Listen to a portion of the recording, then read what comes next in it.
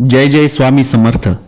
मित्रांनो, आज मी तुम्हाला स्वामी समर्थांची कृपा बदलाची खरी सुरुवात ही प्रेरणादायी कथा सांगणार आहे. एक गरीब माणूस होता. जीवनात अडचणी, काम बिघडलेलं, घरात भांडणं, मनात नैराश्य.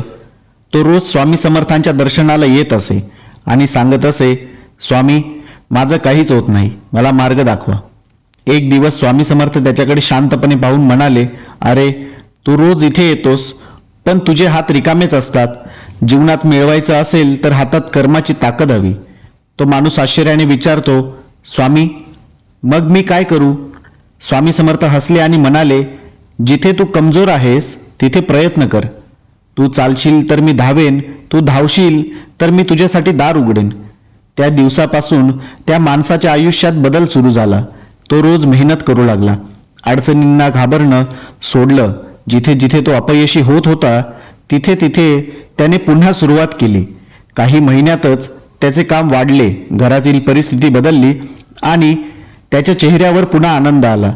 तो पुन्हा स्वामींच्या चरणी आला आणि म्हणाला, स्वामी, हे सर्व तुमच्या कृपेने झालं आहे. स्वामी समर्थ शांतपणे म्हणाले, चमत्कार मी नाही केला, चमत्कार तुझ्या बदलण्याच्या इच्छेने केला. मित्रांनो, या कथेचा एकच संदेश आहे, तुम्ही एक पाऊल पुढे टाका, स्वामी समर्थ तुमच्यासाठी हजारो मार्ग उघडतील. श्रद्धा आणि कर्म हाच खरा चमत्कार आहे. जय जय स्वामी समर्थ.